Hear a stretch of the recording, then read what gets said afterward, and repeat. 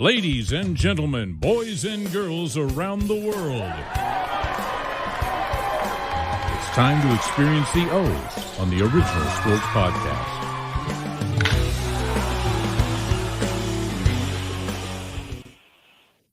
Fellas, it's been a minute since I seen y'all. I mean, for real. Summer always kicks our asses, though, don't you think? Like, we're all over the place. Rasheen had a whirlwind summer. Sizzle had some summer. Chops just got back from a cruise like me. We didn't cruise to the same place, but we both cruised. Everybody doing good tonight? Yeah, man. Good to be back. Good to be back. Yeah. You know how you get to Christmas time and they say it's the most wonderful time of the. Well, to me, this is the most wonderful time of the year. College football kicks off this weekend, and to celebrate that, we are going to kick it off with college football tonight. We're going to talk the Power 4 conferences, not Power 5, the Power 4 conferences. We're going to just kind of talk a little bit about each conference. Then we're going to get into Heisman hopefuls. I got 5 I have written down I wanted to talk, just mention. And if time permits, we'll get into T-Sizzle's Quizzle and Rasheen and Ray just wondering. Okay, Ray just wondering. All right. So let's go ahead and get this thing started. Let me kick this off for us. Hold on a second, fellas. No disrespect to college, and that's all great, but NFL rules. They own a day of the week. NFL owns Sunday. They own Sunday, and wait time. My Lord and Savior Jesus Christ owns Sunday. Well, without question, I get you that. I give you that. However, not everybody may not be Christian, but a whole lot they're going to be watching football come Sunday. Now, having said that, I think it's a bit disrespectful to our NFL football gods to start with college and not NFL. But seeing that we can't get into that, I want to ask you guys real quick, couple quick things we got going on. We're all from Pittsburgh. We all love our Steelers. We do. Seen a couple preseason games. Keeping it a buck. Who do you want, Russ or Fields, starting? Who do you got? Fields. You got Fields. Okay, and I'll ask the question to everyone after. Go ahead, Sizzle, Barber, give me your thoughts. Who you got? I'd like to see Russell have another shot with it. Line does a little better job protecting. Russ's numbers don't lie. He had 26 touchdowns and 8 interceptions last year. He led the NFL in red zone touchdown passes. I don't need to put pressure on Fields. A 25-year-old kid played on in one of the worst organizations the last few years. They get rid of him, and all of a sudden they're loading that team up with all these people, pulling in all these people. I want to give Russ a chance, and then I know we can go ahead and go to Fields. Fields has a totally different dimension to that team, a wonderful dimension, totally different dimension. But let's see what Russ does. Let's let, as Chop says, let's let Russ cook a little bit with a line. I'm feeling you on that, Barber. And we can't get into it. No sandwich, no salad. Still can't believe this man's from Pennsylvania and Pittsburgh and what. But let's not go there. However, as you talk about Fields adds a different dimension, that's what a lot of people are saying. He adds a different dimension. But here's the thing. I loved Mike Vick. I love Randall Cunningham. I love Lamar Jackson. Fellas, running quarterbacks that run first better than they pass don't win rings. Bottom line. Hey, call it what you want, but the fact of the matter is, if you have Fields in there because he can run, that means the offense is not giving Russ, the line is not giving Russ enough time to go through his progressions. That means, well, come on, man. Think about it. Russ got sacked 3 times. I know at least 2 of those. The D tackle was on him before you got to 3. They asked for 3.5, maybe 4 seconds to get rid of the ball on a pass play. They weren't getting that. And so my issue is, and I thought about this, but think about this, and we'll get into it more at some point in another show. I love Tomlin. I'm a Tomlin guy. I really am. But at some point, the head coach, the team is the head coach, and the team takes on his identity. And I mean that because I'm saying we're seeing a different O coordinator go back to Duck, Go back to Mason, Trubisky. It doesn't matter who you pick it. And now Fields and now Russ. That offense can't score. Fellas, we've had patchwork O-lines. A lot of pieces have changed, come and gone, and went.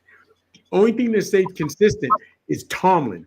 Is he telling these guys, check down, check down? Is he refusing to allow the O coordinator to open the playbook at all? We haven't had a good O-line since Munchak left, but fellas, this is the exact same offense we've seen with other coordinators, with other quarterbacks, and other guys at the O-line.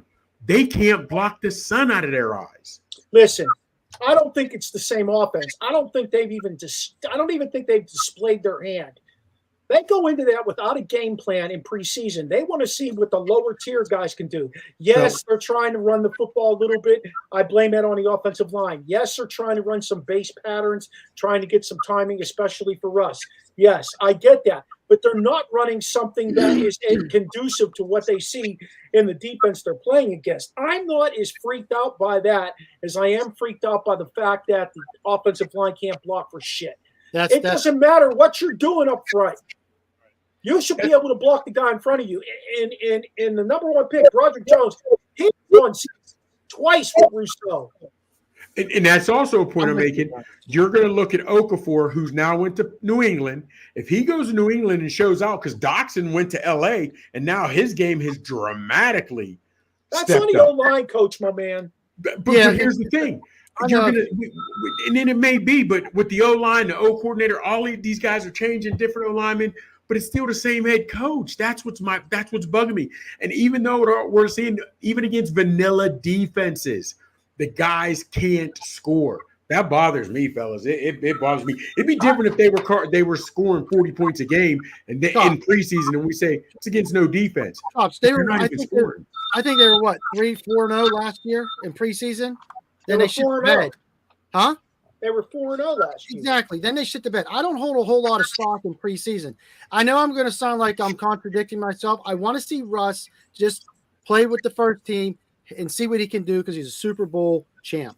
However, with Justin Fields, he was 11 of 17, 92 yards, and you said he's a run-first quarterback. He did. He did pretty well throwing.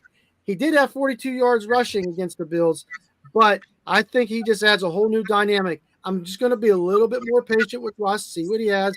In game of two, if he's shit in the bed, we definitely got to yank him and put some freshness back in, and let's see what Fields has to offer.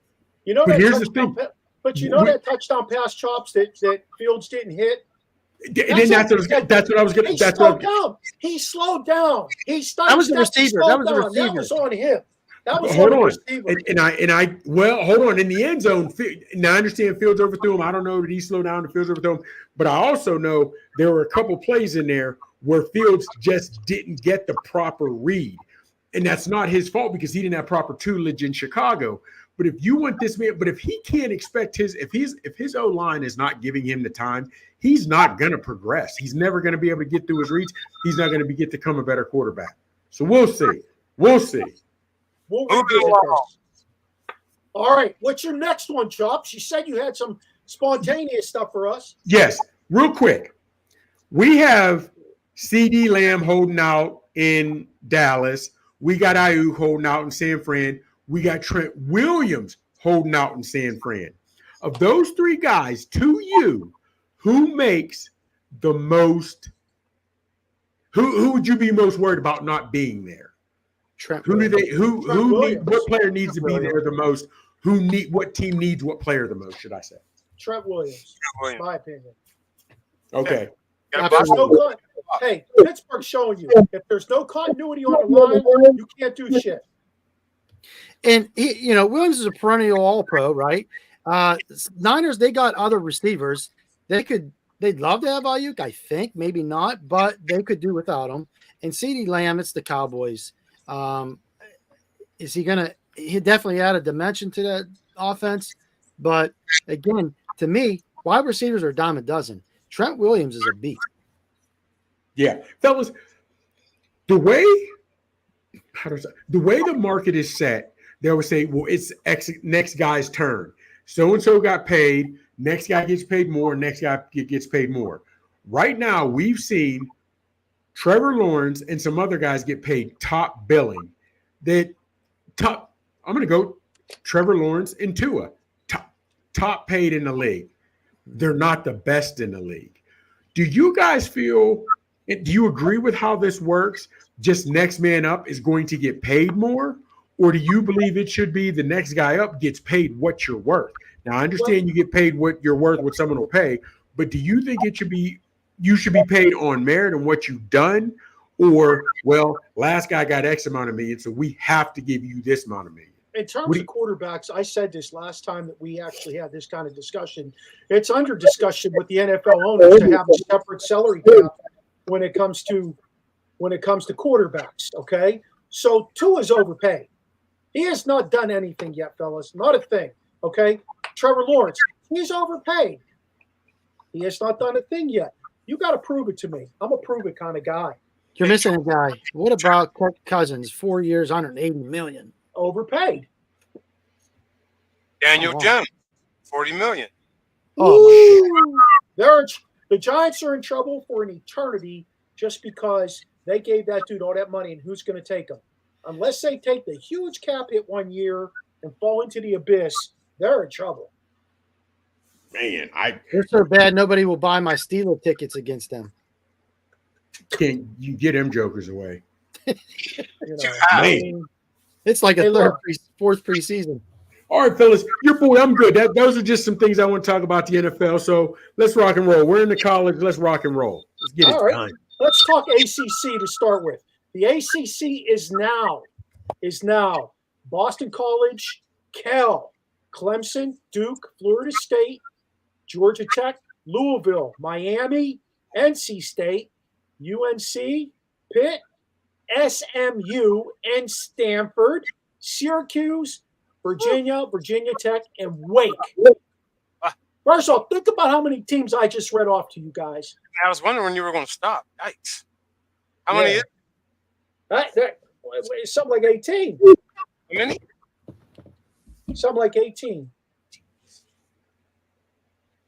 Man, like I said, we was wondering if you was going to stop, but it is what it is. So, all right, where are we going with that? Where are we going with it? Well, if you were going to put 4 teams in place based on what they did last year and what they have returning, who would you put in place at the top? Let's say the top 4 teams. Florida State, Clemson. Florida State, Clemson. SMU might be the sleeper of that bunch. Virginia Tech. Actually, Louisville is the sleeper of that bunch. They're returning a top-notch defense. Okay, so you're asking of those teams you ran off, which 4 would we put in like right now as the top 4 that would be the 4 teams in the playoffs? I'm saying who are the top 4 teams in the ACC? Yeah, but fellas, I hate to be this way. To me, ACC has fallen off. I mean, tremendously fallen. Well, just look at the teams they picked up along the way: Stanford and SMU, and Cal. And Cal. Okay, Cal this year. If we can go back to the Pony Express, bring SMU. Okay, if we can go back to where Elway is going to be, I don't even know how good they were, but when is the last time Stanford was nationally relevant? Not Matt Leinart. You know what I mean? Well, McCaffrey was there. You're talking about your boy Colts guy who Andrew Luck. So, but fellas, I don't put a whole lot of, and I'm a Florida State guy. That's my squad. I've loved them since Peter Tom Willis. I've loved them from back in the day. They're my team on Nintendo. They're just not. ACC just isn't what it used to be to me. You know what I mean? So, and you're right that Louisville was always sneaky good in the ACC. I just don't think nationally, a lot of people put interest into Louisville. Part of that's because of the hype around them. There is no real hype. When you think of Louisville, most people still think of Louisville as a school. Team. Basketball team. Yeah. Lamar came from Louisville. If you had to pick 4 teams, who are they? From where? ACC. Did we pick 4 yet? I gave you my 4. I'm going Miami, Louisville, Clemson, and FSU. Yeah, I say Clemson, Florida State, Miami, and they're not there anymore. I'm just going to tell you, SMU finished 11-3 last year.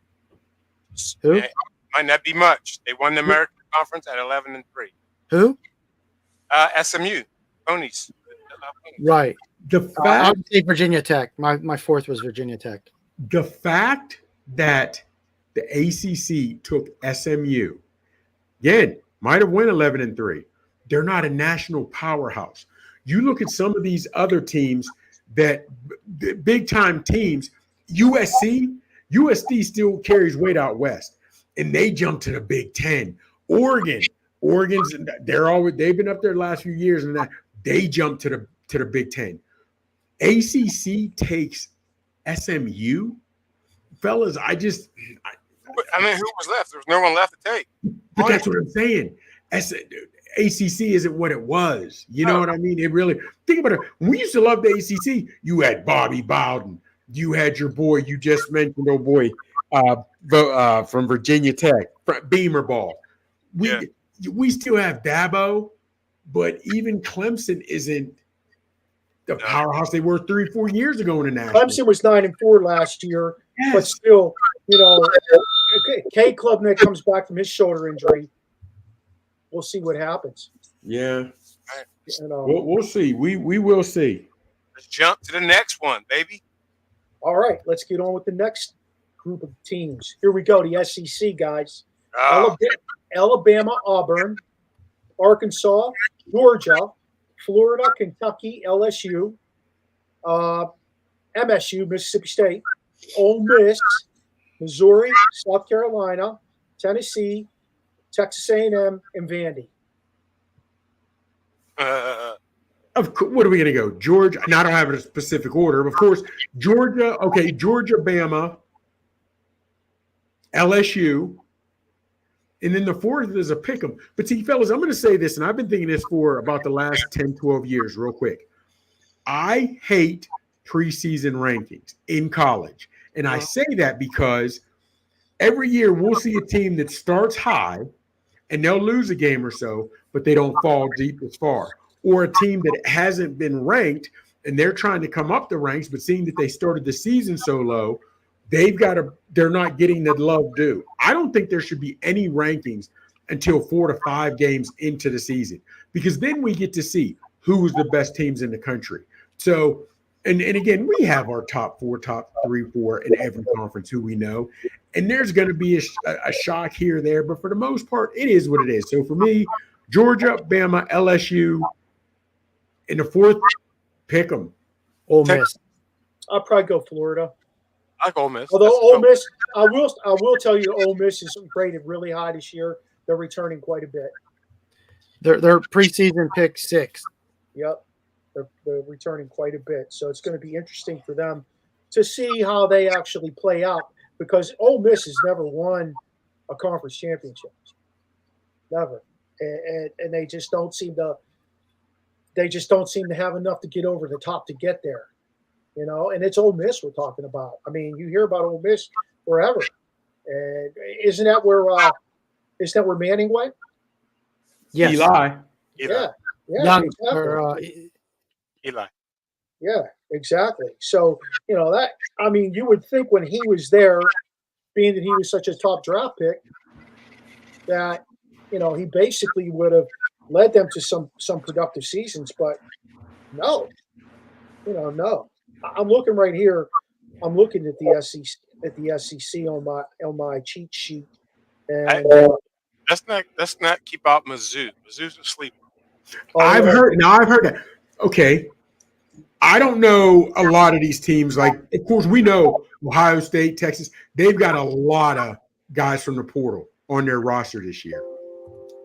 In basketball, you can play a team a couple times. In baseball, you can play a team a couple times.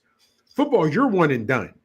We realize that these guys need time to gel. And I understand, but see, in college is different. The best athletes, a lot of times, will win, whatever have you.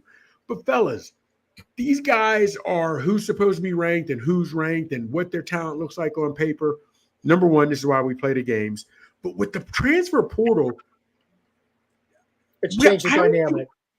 But with the transfer portal, man, I'm excited about this season because nobody's ranking means anything to me.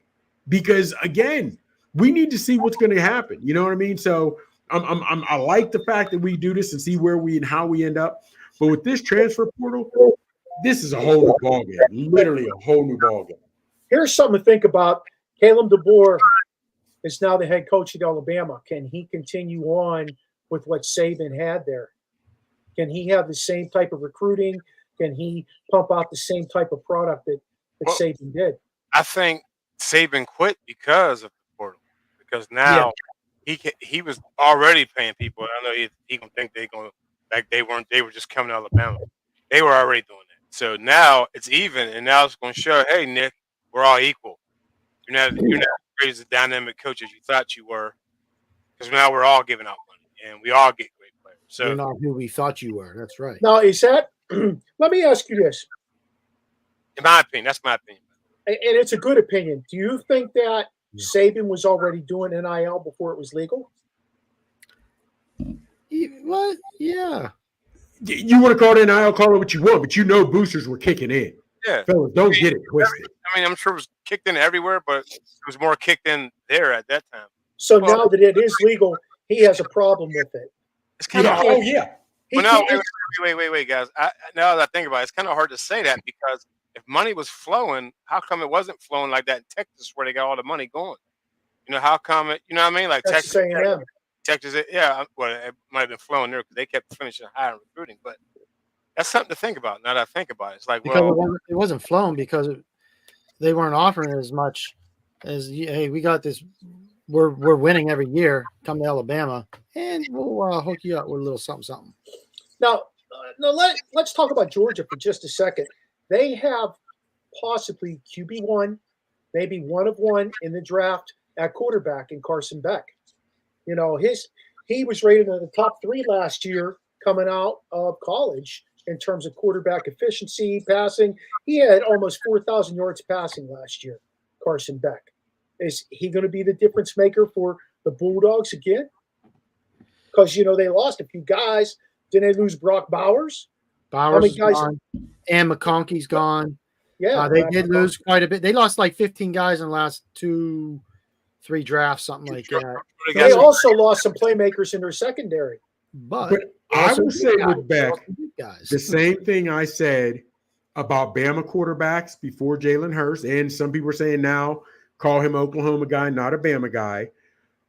I was saying with Ohio State QBs, they do, and Georgia QBs, they do well in college because their talent is so much better than their competitors. It surrounds them, yes. Yes. But once they get to the league and there's more parity, those guys don't shine at the next level. So Beck, what's that, man? Matt Stafford didn't shine. And to me, the crazy part is Stafford is getting so much love, and he's always leading the league or up top of the league in INTs. However, so Beck doesn't have to do a lot, and he's going to throw for a lot of yards because his guys are better than everyone else. You know what I mean? So we'll see, man. But it is what it is. I don't know how NIL money is working for them, but I know for the last few years, nobody spent more in recruiting than the University of Georgia. Nobody spent more. I got 2 guys for you to watch out for from Georgia in their defense. Michael Williams, Mykel Williams. He came on at the end of the season. He played well in the bowl game. Okay. He had a 93.5% grade from PFF in that bowl game. Also, watch out for this kid. He's going to be a first-round pick at safety, Malachi Starks. He had 90 tackles. He had 90 tackles at safety in college on Georgia. That says a lot right there, fellas. That says a lot. Real quick, Barbara, safety? I know. Do you know, did he play like a Palomalu where he was all over? Because Georgia's run defense they were nice. So running backs weren't getting to that level. So how was he made? That's what I'd like to know. How many tackles did he? You know what I'm saying? How did he get those 90? Was he all over the field like a Palomalu? Did he play like Sean Taylor? Listen, whether he played like a Palomalu, a Darwin James, Ed Reed, it doesn't matter. I mean, the guy had 90 tackles, and he's a preseason All-American going into this year. So he's a name to watch out for. He very well could be the next safety at Pittsburgh. He very well, depending on how things play themselves out and what happens there. Hey, going back to Ole Miss, you guys know Lane Kiffin is under fire there. If he doesn't win this year, yeah, he's on the hot seat. Yeah, he's definitely on the hot seat. I mean, in-house they've got Jackson Dart and Trey Harris, two of the highest graded offensive players in the country. They got a great QB wide receiver connection. There's no reason. And Lane Kiffin has always fathomed himself as a offensive guru to a certain extent. There's no reason. Yeah, there's definitely a reason. Georgia and Alabama. Still got exactly. Exactly. Yeah. And that is person then say, hey, we here. I need to know. He's got to make the playoffs and get at least a win in the playoffs. He has to. Because expect him to win the SEC is asking for a lot. Because like I said, you got to beat LSU. You got to beat Georgia. You got to beat Bama. You might have to beat Texas. That's a lot for a team and a school that has never won an SEC championship. Yeah. So I need to know hot seat, okay, because of the talent, but what are they expecting with that? How far are they expecting? Got to make the playoffs. Have to make the playoffs. That's non-negotiable. That's interesting. He threw his name in the ring for that Alabama job. He was jumping. He was jumping all over like jelly beans. He's not making the playoffs. So, hey, with Texas, they should probably be the fourth team in the SEC. To be honest with you, we kind of overlooked them.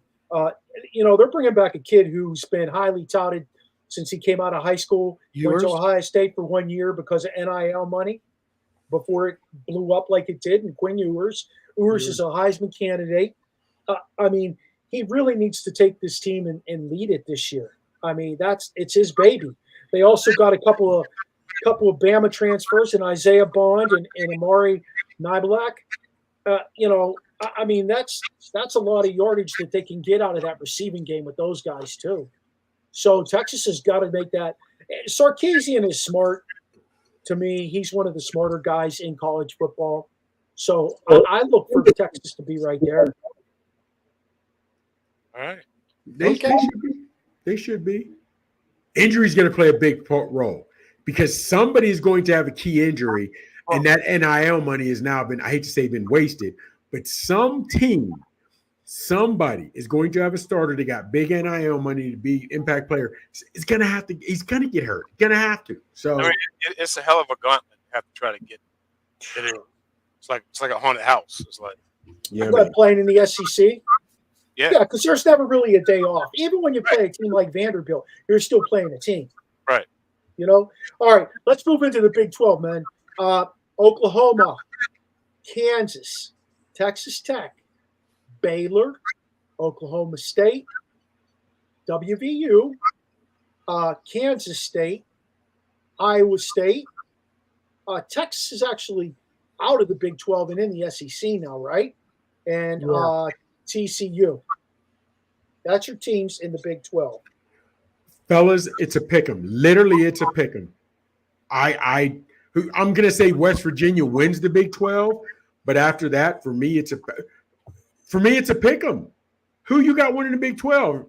West Virginia? Who they get? I don't know. I don't know. Actually, we forgot to slide Arizona into that, and Arizona is going to win the Big 12. Oklahoma is over in the SEC now. That's right. Oklahoma and Texas. Yep, that's right. But I think Arizona is going to win the Big 12. I could see Kansas, who was a sleeper, a big-time sleeper last year. They're already rated. Young, would you say they're rated 6? No. Yes, sir. Yeah, I could see Kansas. And I know, Chops, you're saying, hey, we shouldn't put any pressure on these teams going into the season. But I will tell you that a team like Kansas, I mean, to me, a team like Kansas is probably the sleeper pick because they have so much returning from last year. And then you got to take a look at K-State, who always has a competitive team. Iowa State, who always has a competitive team. Utah, how do we forget about Utah? I mean, it's going to be a grind there. But if you can call them a sleeper, as you said Kansas was, can't be much pressure on them because they're a sleeper. You know what I'm saying? They're rated 6, though. That's still a lot I know. of pressure. They're a sleeper who's rated 6. Here's the thing. It was real talk off the rip. And we'll see, because that's a huge sleeper. Because I'm telling you real quick, right off the rip, I think I can name 6 to 10 teams I think that would smack Kansas. But if they got them, you're going to fix in the Big 12, not nationally. Okay. Break it down for me. Is Colorado one of them, Chops? They could beat Kansas? Yes. Wow. I don't know, man. I don't know. But to me, that's a gimme. Normally, in any given year, I'd say Kansas, Colorado, a gimme. It pick them. Look, listen, I like Texas Tech. They got a veteran quarterback coming back. They got one of the top running backs coming back, and they got a great tight end, a Mackey Award candidate coming. So I like Texas Tech. I'm gonna go with Texas Tech. Got you. Texas Tech. That's it. That's interesting. Write it down. That's interesting. Yeah, I buy that. You got Cam Rising coming back with Utah, though. Yeah. Okay. All right. Well, I'm going with Texas Tech. We're gonna come back to this one. As it goes on, we can come back. Sizzle. What you want? I like Texas Tech. Sizzle. Who you got? You got Colorado, huh? Prime. No. I think this is the worst conference out there right now. Yeah, it is funky. As I look at it, it's like this is the Big 12. This realignment crap is messing with my brain. I just BYU. It's worse than the PLL right now with the people on the West Coast and the Eastern divisions. I'm just so messed up. I don't understand why people are giving Dion such a hard time, though. You do or you don't? Because you're his biggest fan? Why? I don't. I'm not a huge. I can't stand on a podium here and speak my piece for him, but I will say he doesn't deserve to get a hard time either. I don't think he should get a hard time. He's another coach like everybody else. His only problem is he wears sunglasses and speaks the truth. He speaks from the heart, and I appreciate that. I do appreciate that. My tune has changed on him because he's approached this year differently than he approached last year, where he just cut guys and made a fuss. This year he's taken a different turn at what he's doing in Colorado. Well, yeah, because they're his team now. He got the and I still said that he caught a lot of flack the way he cut guys, but I would love to know if those guys he cut, how many of them transferred out and made and got any playing time at other Division I Power 5 schools. Well, the big one was a cornerback. He said he left because he didn't like the atmosphere or something was going on, but then he ended up getting in trouble wherever he went again. So yes, exactly. And that was also a thing that I thought Dion caught a lot of flack for, saying he cut guys. Okay, you cut guys on teams that was 1-11, but he always tried to make his players better men as well. Go to class. We don't do this. We don't talk to women that way. We don't treat this way. We don't get. Do you imagine how Sanders would get killed if his players off the field had the same problems as Kirby Smart and the University of Georgia? I don't know if you guys are hearing it, but there have already been 4 DUIs for Kirby Smart's players this offseason, should I say. If that happened to Deion Sanders, man. Yeah, I agree. Wasn't it the dude from Georgia who wrecked someone and went to Philly? Oh, yeah. Yeah, not this past year, the year before. I'm drawing a blank on his name. Come on, Chops. You know who we're talking about. Talking about. We know he played D-line, the big dude. Yeah, but I forget it. He had a great year there. Oh, yes. Brown, no. You're killing me, but I know you're talking about. Yeah. So you gotta look at every aspect of what goes on, and if maybe a guy. Jalen Carter. There you go. Carter, that was it. Phyllis, let me if we've been getting in all these conferences, who's our top 4? What conference, not team, what conference do you guys look forward to watching the most, or do you pay attention to the most? Yes, SEC? It's fast. It's fast.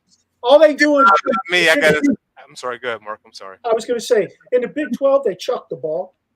In the Big 10, it's all about meat grinding and playing defense. But see, that right there, that takes me back to what I always loved. And I appreciate that. Because I was watching Pitt Notre Dame, and it was on YouTube. I forget, but Ironhead was there. I mean, they ran Ironhead. They ran Ironhead like every play. And that was my thing. When I lived home in the Berg, I was a Big Ten guy. I loved the Big Ten in football. I love the Big East in hoops. However, I love the Big Ten. It was smash mouth, in your face, whatever. Once I came down here, it took a few years, but I do like that SEC. Now with this realignment, I'm liking both SEC and the Big Ten. I'm interested in both those, but it is, like you said, Mark, it's that speed with that SEC, fellas. I do like the SEC. I can't lie. That's why they put so many guys in the pros. The pros is a fast game today. Quick question. Why the hell doesn't the Pac-12 just fold? They got 2 teams. What is that about? No, they did. That's it. They're done. That's why it's called the Big. So Oregon and Washington State, or where'd they go? Washington State didn't go anywhere yet. But Oregon was in the Big Ten. I didn't know. I didn't know that. We gotta do our homework on that, man. Yeah. I thought they brought like State and all them bums over.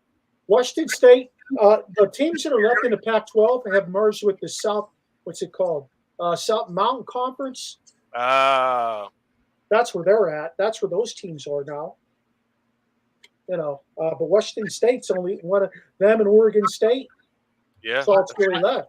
I have something contradicting to that says that Oregon State and Washington State are the only 2 still there. They didn't join a conference yet. They are there, but in terms of conference play, they're going to play in that Mountain West with like Boise State and those teams. Okay. Yep. They'll play 8 games against the MWC. Yeah. Okay. All right. Let's talk about the Big Ten now. Illinois, Indiana, Iowa, Maryland, Michigan, Michigan State, Minnesota, Nebraska, Northwestern, Ohio State, Oregon, PSU, Purdue, Rutgers, UCLA, USC, Washington, and Wisconsin. Sheesh. Good job, man. That was a lot. I like Ohio State, of course. Michigan. It's usually those 2 at the top, like always, like Georgia and Bama.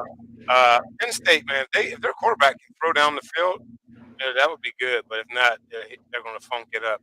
And then I'm gonna go ahead and slap Rutgers in here, because Rutgers doesn't have because they don't play any of those big ones. I don't think they got a weird schedule. They play like a lot of the new schools, but not the big ones like Ohio State. Is that El Golden at Rutgers? Am I right? El Golden's at Rutgers. I thought it was, what's his name still? Shazano. Oh shit, yeah. What's his name? Yep. You coach at Tampa Bay. He's a Paisan. He's a Paisan. Yes. Shiano. Greg Shiano. Yes. Here's their schedule. Ohio State, Michigan. I might be the Pennsylvania guy, but I'd love to say Penn State in there. But here's the thing. I think Oregon is a nice squad. I really do. But why I'm hesitant to put Oregon in as the final or USC, even though they have time. Not even USC, because they're not loaded this year. But why it's hard for me to put Oregon at the end of the season top 4. Yes, they've got speed, wide open offense, but they're going to get punched in the mouth every week in the Big Ten. That cold weather. Well, they're used to that in Oregon, though. But plus the travel that's going to go into it for USC. Yeah, so UCLA. I'm interested to see how they work and how they're looking come last 3 to 4 games of the season. Are they – because they're getting beat up. I see with the big league too. And fellas, I'm going back to the year Nebraska played Miami in the Orange Bowl when it was still the Big 8. what was that running back's name? Schlesinger. I can't remember the running back's name for Notre Dame. For Nebraska. Rozier? No, not the quarterback, Tom Rozier. It was a running back who literally late third quarter and fourth quarter, Nebraska just beat up Miami. Just beat them up. I get Schlesinger. He ended up going to Detroit. Was that it, Schlesinger? I can't say, but that's where I'm thinking. Yeah. Or what I'm thinking is going to happen to Oregon. They're going to start you out fresh. They're running and gunning. It's going to be a track meet. But you're going to keep getting the helmets in your face, the helmets in your chest, week after week after week. And I'm interested to see how that plays out. So we'll see. We will see. That's all about money right there. Whoo! Hey, it's all about money. The Washington team, they're going to travel a total of almost 7,600 miles this year.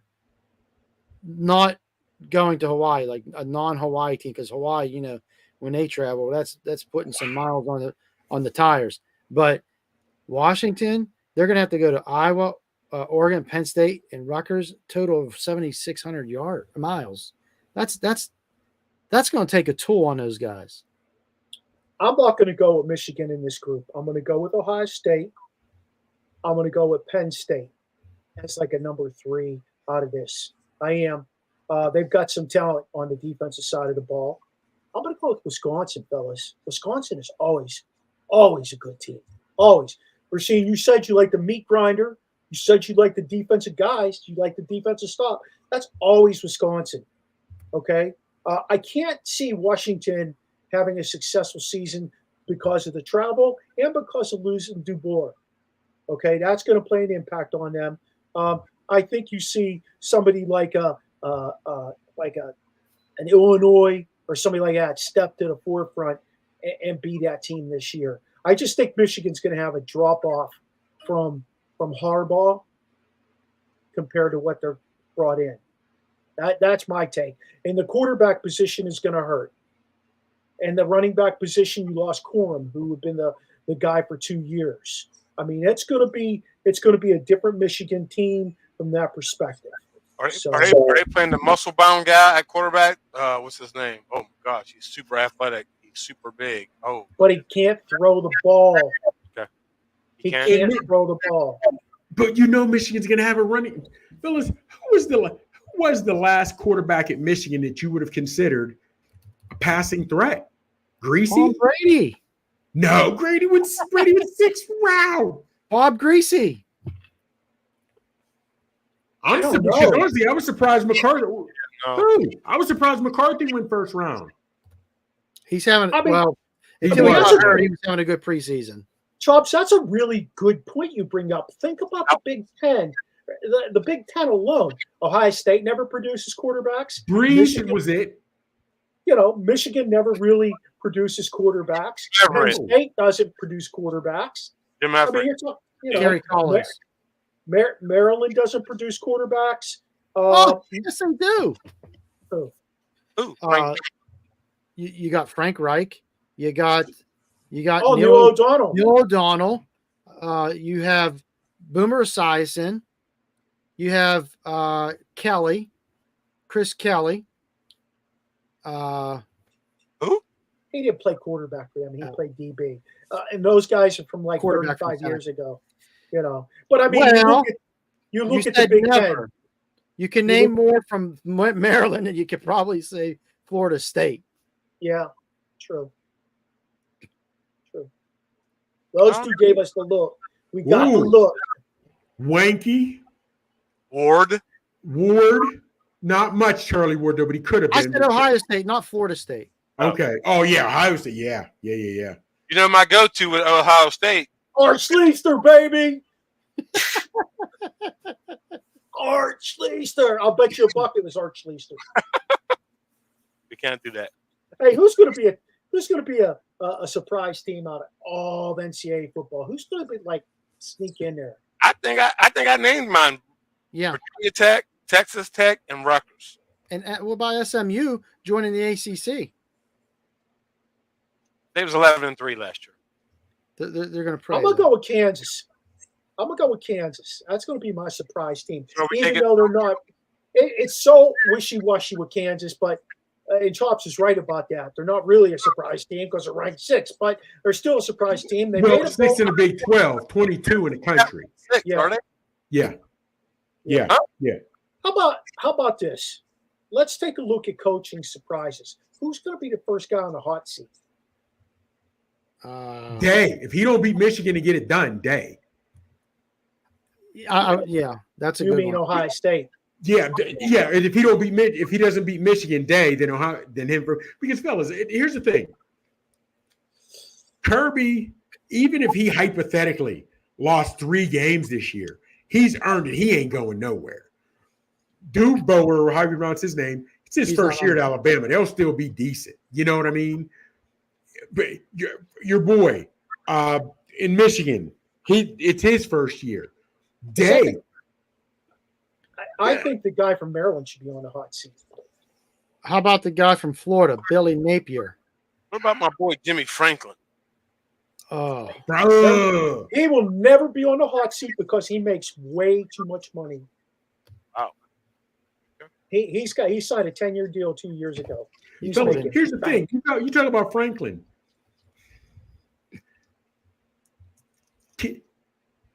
Can you see him getting past Ohio State and Michigan? nope. I can't see him beating one of them.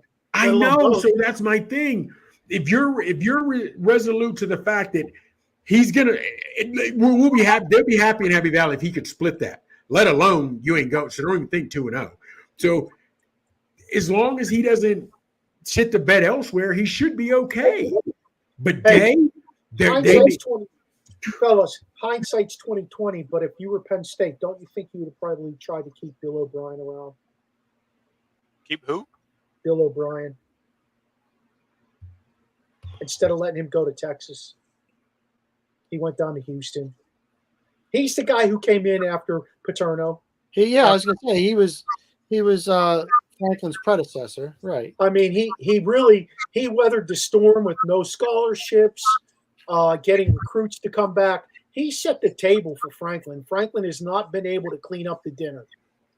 That's the bottom line. True, but it was so close after the Sandusky and all that, whatever have you, Paterno gone. I don't know how long he is in O'Brien even wanted to be there. And I say wanted to be there, of course, because if he could have won, it could have been with no scholarships, everything that happened. I don't know, man. I couldn't foresee that being a long marriage strictly because of how and why he came in. You know, just like after SMU, after the death penalty. It was going to take a while for them to get back to, national prominence. And I can't say that they've ever gotten back to national prominence. So I don't know, Mark. I don't know. But to me, Penn State have gotten the death penalty? No, but we're getting off. No, I don't think we should. But that's the great part about sports. It can take you anywhere. You're Hey.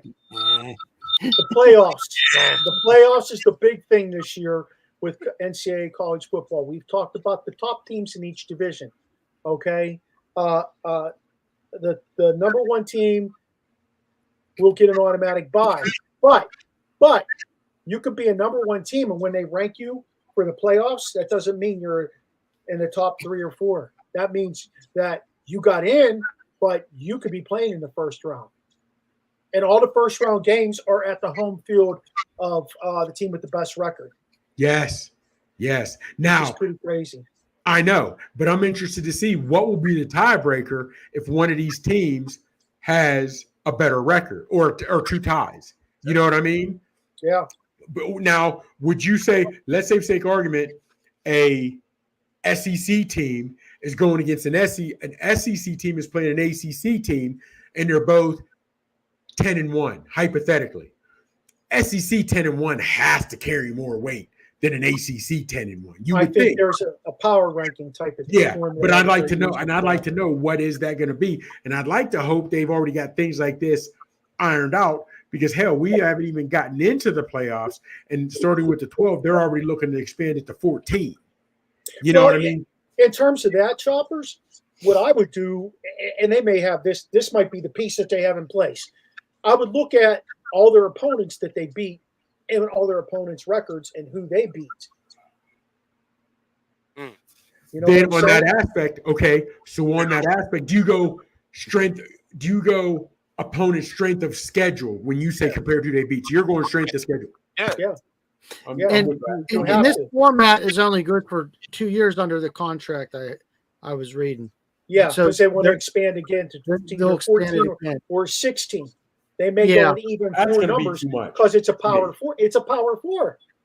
As it is, the championship game is January 20th or 21st. It's on election. It's on Inauguration Day and Martin Luther King Day. So that Yes. So I'm whatever not that changed date, it. I'm celebrating. whatever that date is, that's when the championship game is coming up. It's a real interesting formula. I read like a 5-page article about it today, and it's going to be really fun to watch how that plays out. I'm looking at Heisman hopefuls, you guys. I got Jalen Milroe, the quarterback at Alabama. We're going to see what DeBoer is about, if he can develop his kid. Travis Hunter, I think he needs to be in the discussion. He's a two-way player. He really is a guy that Deion can hang his hat on. Didn't he come from Jackson State with Deion too? Yeah. So, yeah, this is his kid. Jalen Daniels, the kid from Arizona, that quarterback. His name is Jalen Daniel, Jalon, I believe. Okay. And I'm pretty Yeah, sure not Jaden, Jalen. You're right. Yeah. Yeah. Quinn Ewers. Quinn Ewers has been coming out of high school. He's had that top billing as a quarterback. He needs to do it now under Sarkisian at Texas. And my last guy is obviously the top guy, Carson Beck. Okay. What about Luther Burden? Oh, that name don't ring a bell, I guess. Okay. All right. Who did you say? There's the bell. Luther Durden. Mizzou. Oh, the running back. Yeah, sure. That rings a bell. Luther's a receiver. I thought Come and ring my bell. Oh, okay. sorry. They Man, also have, fellas, Missouri also has a running back there that is being touted as a Heisman hopeful. Do you think the Heisman truly goes to the best player in college football? And I ask that because we've seen guys lose it, like Caleb Williams when he lost his chance to repeat because his team lost. Football is the ultimate team sport. They don't play defense. A quarterback, you know what I'm saying? So how do you guys feel about that? And let's not forget, like Jason White, Oklahoma, he won the Heisman and couldn't even get drafted. What do you guys think about that? Danny Warfel. It's quite interesting. The best player. I really it's a campaign. And they campaign for these guys to win the Heisman Trophy. They put out a bunch of media videos they put out a bunch of videos to the media. They promote this guy. They promote for his vote because it brings all that prestige to the school, not only that individual player. You are definitely right that it's about the players that play around that guy. I agree with you. But, if Caleb Williams truly was supposed to be everything that they said he was, he would have won it that second year. He just, that's why I personally think that he will have his struggles once we get to regular season in the NFL.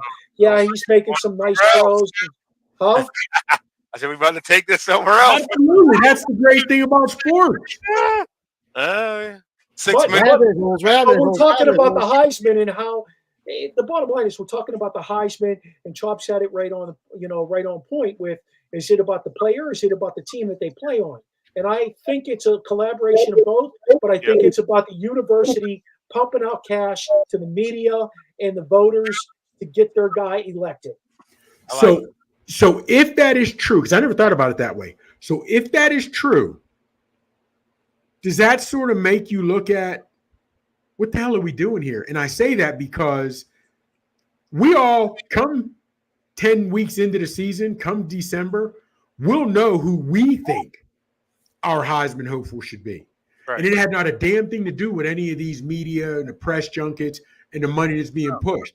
But if that's what helps some of these players, not saying all, but if that's what helps some of these players win the Heisman, that to me means it's not going on who was the best on the field. How many of these voters even get to watch them? And if you're not watching them, why the hell do you get a vote? I got one current name that says it all: Bryce Young. Bryce Young. He never should have been the Heisman Trophy winner. Never. But he had a team around him in Alabama that was just superior. And they marketed him because he was the quarterback. He stirred the pot. At the end of the day, he won it. How many other guys, C.J. Stroud was fantastic at Ohio State. He should have been the number 1 overall draft pick. He probably should have won the Heisman. I'll go so far as to say this. Kenny Pickett, that same year, had a great year. Wasn't he that same year? Am I right? Is Bryce Young? Yeah.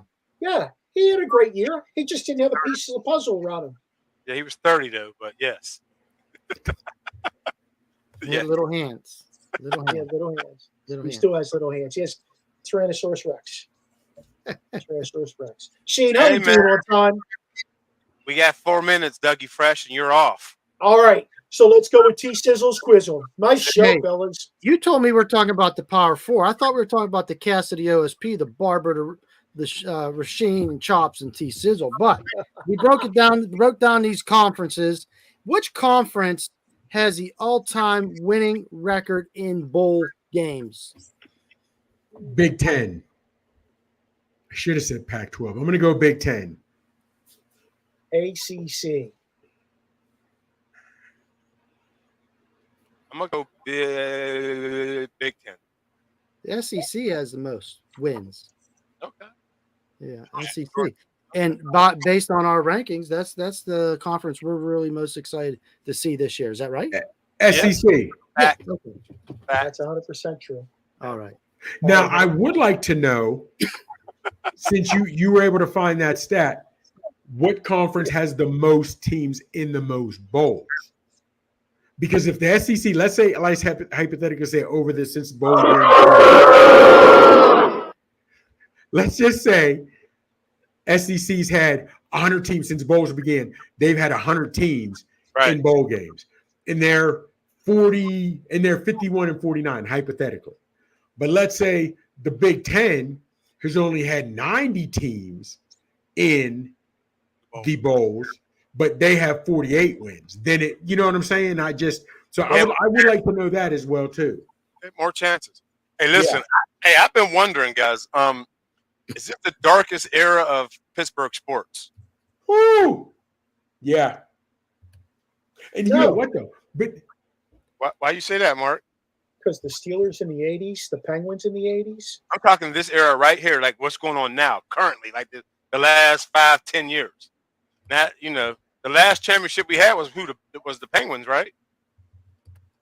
Yeah, but you said is it the darkest? 16 and 17. No, because it's not the darkest. You could say it's dark, but it's not the darkest.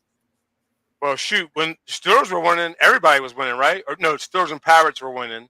Then I think it was Steelers and Penguins. Now it's just no one. That's the thing. They struggle to make the playoffs. But we're City Champions. Playoff City Champions. That City Champions. Playoffs just ain't cutting it anymore. It's not. We got 1 minute. It's not. No. Hey, tell them where they can find you, Sheen. Everywhere. No sandwich, no salad. Everywhere. Okay. That man ought to be ashamed of himself. Go ahead, Chops. On the gram, find me at Big Chop 79. On the X, you can find me at The Real Big Chops. On Facebook, you can find me in my government, Michael Gregory Mills. Holla at your boy. This is? I'm on the gram. And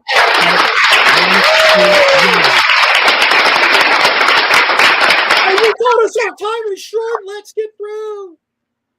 Time is short. Let's get through. Hey, where you at, Barber? Hey, here you go. Where do you find you? Connect with us here on the Original Sports Podcast by checking out our webpage, podpage.com, Original Sports Podcast with Mark Maradei. You can find us on Facebook. You can join our conversation on Twitter. You can reach out to us on Snapchat. All those are OSP with MM.